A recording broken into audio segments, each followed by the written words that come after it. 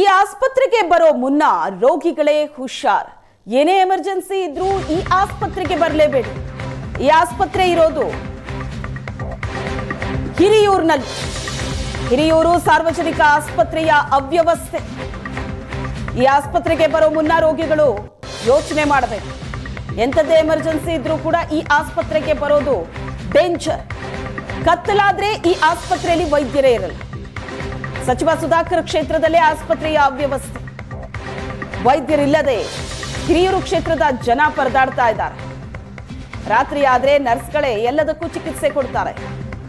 ಎಲ್ಲ ವಿಭಾಗದಲ್ಲೂ ಒಬ್ಬೊಬ್ಬರೇ ವೈದ್ಯರು.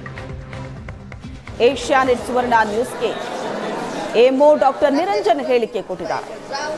ಈ ಆಸ್ಪತ್ರೆಗೆ ಬರೋದಕ್ಕೂ ಮುನ್ನ ರೋಗಿಗಳು ಯೋಚನೆ ಮಾಡಬೇಕು ಅಂತ ಪರಿಸ್ಥಿತಿ ಇದೆ ಹಿರಿಯೂರಿನ ಸಾರ್ವಜನಿಕ ಆಸ್ಪತ್ರೆಯಲ್ಲಿ. ಪ್ರತಿನಿತ್ಯ ನೂರಾರು ಜನ ಬಂದು ಹೋಗೋ ಆಸ್ಪತ್ರೆ ಇದು. ಆದ್ರೆ ಕತ್ಲಾದ್ರೆ ಸಾಕು, ಈ ಆಸ್ಪತ್ರೆಯಲ್ಲಿ ವೈದ್ಯರೇ ಇರೋದಿಲ್ಲ. ಒಂದ್ ವೇಳೆ ರೋಗಿಗಳು ಹೋದ್ರೂ ಕೂಡ ರಾತ್ರಿ ಆದ್ರೆ ಎಲ್ಲದಕ್ಕೂ ನರ್ಸ್ಗಳೇ ಚಿಕಿತ್ಸೆ ಕೊಡ್ತಾರೆ. ಎಲ್ಲಾ ವಿಭಾಗದಲ್ಲೂ ಒಬ್ಬೊಬ್ಬರೇ ವೈದ್ಯರಿರೋದು. ವೈದ್ಯರಿಲ್ಲದೆ ಹಿರಿಯೂರು ಕ್ಷೇತ್ರದ ಜನ ಪರದಾಡ್ತಿದ್ದಾರೆ.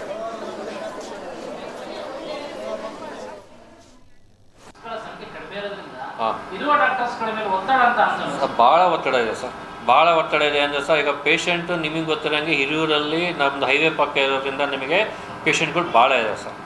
ಸೊ ಈಗ ನಮ್ಮ ಸ್ಪೆಷಲಿಸ್ಟ್ಗಳು ಏನು ಮಾಡಬೇಕು ಸರ್, ನಾವು ಸ್ಪೆಷಲಿಸ್ಟ್ ವರ್ಕು ಮಾಡಬೇಕು, ಜನರಲ್ ವರ್ಕು ಮಾಡಬೇಕು, ಕ್ಯಾಶುಯಾಲಿಟಿನೂ ಮಾಡಬೇಕು, ಆಮೇಲೆ ಶವದಿದು ಪೋಸ್ಟ್ಮಾರ್ಟಮು ಮಾಡಬೇಕು.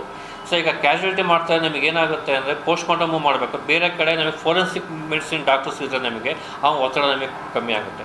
ಇಲ್ಲೇನಾಗುತ್ತೆ, ಪೇಷಂಟ್ಗಳು ಜಾಸ್ತಿ ಇರೋದು ನಿಮಗೆ ಕ್ವಾಲಿಟಿ ವರ್ಕ್ ಮಾಡೋಕ್ಕಾಗ್ತಿಲ್ಲ ಸರ್. ಬಂದು ಕೇಳ್ಬೋದು ಡಾಕ್ಟ್ರು ಗೌರ್ಮೆಂಟ್ ಹಾಸ್ಪಿಟಲ್ ಹಾಗೆ ಸರ್, ದಿನಕ್ಕೆ ನಾವು ಎಷ್ಟು ಜನ ನೋಡ್ಬೋದು ಸರ್? ನೀಟಾಗಿ 50 ಜನ 100 ಜನ ನೋಡ್ಬೋದು ಸರ್. 200 ಮುನ್ನ ಒಬ್ಬ ಡಾಕ್ಟ್ರು ನೋಡ್ಬೇಕಂದ್ರೆ ನಮ್ಮ ಪರಿಸ್ಥಿತಿ ಹೇಗಿರ್ಬೋದು ಸರ್. ಹಾಗೆ ಒತ್ತಡ ಇದೆ ಸರ್, ಒತ್ತಡ ಇದೆ ಸರ್. ಗಮನಕ್ಕೆ ತಗೊಂಬಂದಿದೆ ಸರ್. ನಾನು ಫಸ್ಟ್ ಇಲ್ಲಿ ಬಂದಾಗ ಸರ್ 2-3 ಜನ ಡಾಕ್ಟರ್ಸ್ ಇದ್ದಾರೆ ಅಷ್ಟೇ. ಸೊ ಇವಾಗ ಆಲ್ಮೋಸ್ಟ್ ನಿಮಗೆ ಎಲ್ಲ ಪೋಸ್ಟ್ ಸ್ಯಾಂಕ್ಷನ್ ಆಗಿರೋ ಪೋಸ್ಟ್ ಎಲ್ಲ ಫಿಲಪ್ ಆಗಿದೆ.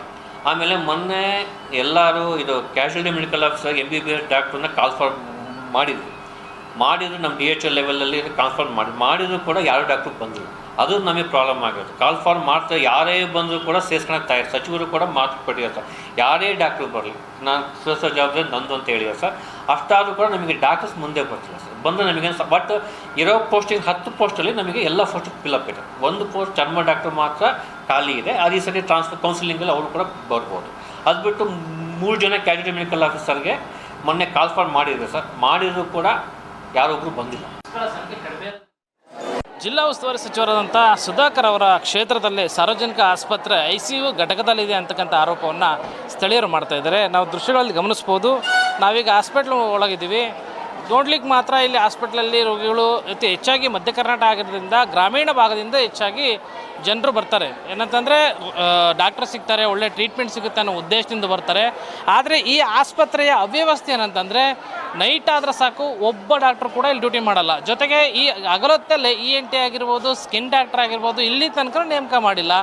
ಇಲ್ಲಂತಂದರೆ ಇಲ್ಲಿನ ಸಚಿವರು ಏನು ಮಾಡ್ತಾ ಇದ್ದಾರೆ, ತಮ್ಮದೇ ಕ್ಷೇತ್ರದಲ್ಲಿರ್ತಕ್ಕಂಥ ಏಕೈಕ ಸಾರ್ವಜನಿಕ ಆಸ್ಪತ್ರೆಯನ್ನು ನಿರ್ವಹಣೆ ಮಾಡೋದ್ರಲ್ಲಿ ಸಚಿವರು ಹಿಂದೇಟಾಗ್ತಿದ್ದಾರೆ, ನಿರ್ಲಕ್ಷ್ಯ ವಹಿಸ್ತಿದ್ದಾರೆ ಅಂತಕ್ಕಂಥ ಗಂಭೀರ ಆರೋಪ ಕೂಡ ಸ್ಥಳೀಯ ವಲಯದಲ್ಲಿ ಕೇಳಿಬರ್ತೈತೆ. ಜೊತೆಗೆ ಏನಂತಂದರೆ ಇಲ್ಲಿ ಎಲ್ಲದಕ್ಕೂ ಕೂಡ ಲಂಚ, ಒಂದು ಇಂಜೆಕ್ಷನ್ ಕೊಡ್ಬೇಕಂದ್ರೆ ಲಂಚ, ಪ್ರತಿಯೊಂದಕ್ಕೂ ಕೂಡ ಇಲ್ಲಿನ ಸಿಬ್ಬಂದಿಗಳು ಲಂಚ ಕೇಳ್ತಾರೆ ಅಂತಕ್ಕಂಥ ಆರೋಪ ಕೂಡ ಕೇಳಿಬರ್ತಾ ಇದೆ. ಜೊತೆಗೆ ಏನಂತಂದರೆ ವೈದ್ಯರು ಕೂಡ ಸೂಕ್ತವಾಗಿ ರೆಸ್ಪಾನ್ಸ್ ಮಾಡಲ್ಲ ಬಂದಂಥ ರೋಗಿಗಳಿಗೆ.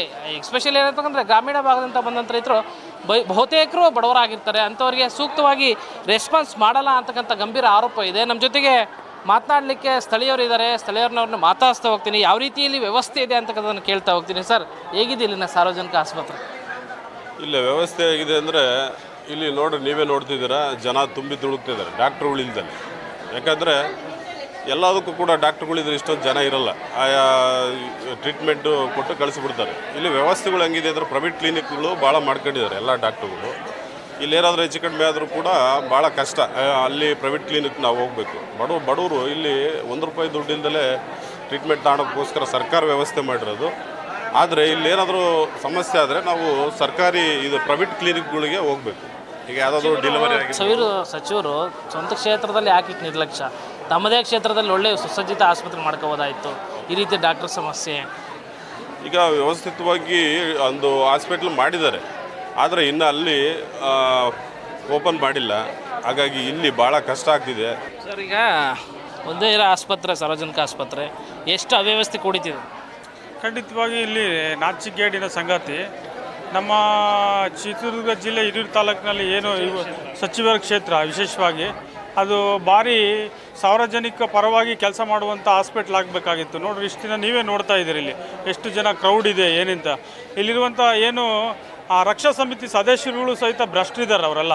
ಅಲ್ಲಿ ಬೆಳಿಗ್ಗೆ ಕೊಡುವಂಥ ಹಾಲು, ಮಧ್ಯಾಹ್ನ ಕೊಡುವಂಥ ಊಟದಲ್ಲೇ ಅವ್ಯವಹಾರ ಮಾಡುವಂಥ ಕೆಲಸಗಳು ಮಾಡ್ತಿದ್ದಾರೆ. ಮತ್ತು ಯಾರು ರಕ್ಷಾ ಸಮಿತಿ ಸದಸ್ಯರು ಏನಿದ್ದಾರೆ ಅವರು ಗೊತ್ತಿರೋ ಬಗ್ಗೆ, ಆರೋಗ್ಯದ ಬಗ್ಗೆ ಕಾಳಜಿ ಇರೋ ಅಂಥವ್ರನ್ನು ಯಾರೂ ಸಚಿವರು ಮಾಡಿಲ್ಲ. ಇಲ್ಲಿರುವಂಥ ಎಲ್ಲ ಡಾಕ್ಟ್ರು ಸಹಿತನೂ ಟೈಮಿಗೆ ಸರಿಯಾಗಿ ಡ್ಯೂಟಿ ಮಾಡ್ತಿಲ್ಲ. ಈಗ ಒಬ್ಬ ನಮ್ಮ ಸ್ನೇಹಿತ ಹೇಳ್ದ, ಅಣ್ಣ ಬೆಳಿಗ್ಗೆ 10-10:30 ಬರ್ತಾರೆ, ಹೋದರೆ ಮಧ್ಯಾಹ್ನ 3-4 ಗಂಟೆಗೆ ಬಂದು ವಿಸಿಟ್ ಆಗಿ ಹೋಗ್ತಾರೆ. ಅಷ್ಟು ಬಿಟ್ಟರೆ ಯಾವುದೇ ಪ್ರಾಮಾಣಿಕವಾಗಿ ಸಾರ್ವಜನಿಕರಿಗೆ ಇಲ್ಲಿ ಸರ್ವಿಸ್, ಒಂದು ರೋಗಿಗಳಿಗೆ ಒಂದು ಟ್ರೀಟ್ಮೆಂಟ್ ಕೊಡುವಂಥ ಕೆಲಸ ಇಲ್ಲಿ ನಡೀತಾ ಇಲ್ಲ. ಇದು ಭಾರಿ ತುಂಬ ಗೋಳಾಗ್ತಾ ಇದೆ. ಇದೆ ವ್ಯವಸ್ಥೆ, ಟ್ರೀಟ್ಮೆಂಟ್ ಚೆನ್ನಾಗಿ ಸಿಗ್ತೈತಾ? ಸರ್, ಟ್ರೀಟ್ಮೆಂಟ್ ಅಂದರೆ ಶನಿವಾರ ಭಾನುವಾರ ಬಂದುಬಿಟ್ರದ್ದು ಡಾಕ್ಟ್ರುಗಳೇ ಇರೋಲ್ಲ. ಏನು ಹೇಳ್ತಾರೆ, ಡಾಕ್ಟ್ರ್ ಇಲ್ಲ. ಒಂದು ನೆಪಕ್ಕೆ ಮಾತ್ರೆ ಕೊಡ್ತಾರೆ 2 ಇಂಜೆಕ್ಷನ್ ಕೇಳಿದರೆ ಸೋಮವಾರ ಬರ್ರಿ 10 ಗಂಟೆಗೆ, ಸೋಮವಾರ 10 ಗಂಟೆಗೆ ಬಂದು ಮಾಡಿಸ್ಕೊಂಡು ಹೋಗ್ರಿ ಅಂತ ಹೇಳ್ತಾರೆ. ಮತ್ತು ನೈಟ್ ಟೈಮ್ ಬಂದ್ರೆ ಅಂತೂ ಡಾಕ್ಟ್ರೇ ಇರಲ್ಲ ಅಂತ ಹೇಳ್ತಿದ್ದಾರೆ. ಇರ್ತಾರೆ ಏನೋ, ಡ್ಯೂಟಿ ಆದಮೇಲೆ ಇರ್ತಾರೆ, ಡ್ಯೂಟಿ ಮೇಲೆ ಇರ್ತಾರೆ, ಆದರೆ ಇಲ್ಲ, ಡಾಕ್ಟ್ರ್ ಇಲ್ಲ. ಮಾತ್ರೆ ಕೊಡ್ತಾರೆ, ಇಲ್ಲ ನರ್ಸ್ ಯಾರನ್ನ ಒಂದು ಇಂಜೆಕ್ಷನ್ ಮಾಡಿದ್ರೆ ಮಾಡ್ತಾರೆ, ಇಲ್ಲ ಅಂದ್ರೆ ಮಾತ್ರೆ ಕೊಡ್ತಾರೆ. ಗೊತ್ತಿಲ್ದಾರ ಬಂದ್ರಂತೂ ಏನೇನು ಹೇಳೋದಿಲ್ಲ ಅವರು. ಹೇಳಿದ್ರೆ ಏನು ಹೇಳ್ತಾರೆ ಸಚಿವರಿಗೆ ಅವ್ರಿಗೊಂದು ಮನವಿ ಮಾಡಿಕೊಡ್ತೀವಿ ನಾವು, ದಯವಿಟ್ಟು ಹಿರಿಯೂರು ತಾಲೂಕಿನಾಗೆ ಪ್ರತಿ ಟೈಮು ಡಾಕ್ಟ್ರ್ ಇರೋಂಗೆ ಒಂದು ವ್ಯವಸ್ಥಿತವಾಗಿ ವ್ಯವಸ್ಥೆ ಮಾಡೋಕ್ಕೆ ಒಂದು ಅವರಲ್ಲಿ ಮನವಿ ಮಾಡಿಕೊಡ್ತೀವಿ. ಇದಿಷ್ಟು ಆಸ್ಪತ್ರೆಯಲ್ಲಿರ್ತಕ್ಕಂಥ ಸಾರ್ವಜನಿಕರ ಮಾತಾಗಿರ್ತಕ್ಕಂಥದ್ದು. ಕ್ಯಾಮ್ರಾ ಪರ್ಸನ್ ಶ್ರೀನಿವಾಸ್ ಜೊತೆ ಕಿರಣ್ ತೊಡರ್ನಾಳ್, ಏಷ್ಯಾನೆಟ್ ಸುವರ್ಣ ನ್ಯೂಸ್, ಚಿತ್ರದುರ್ಗ.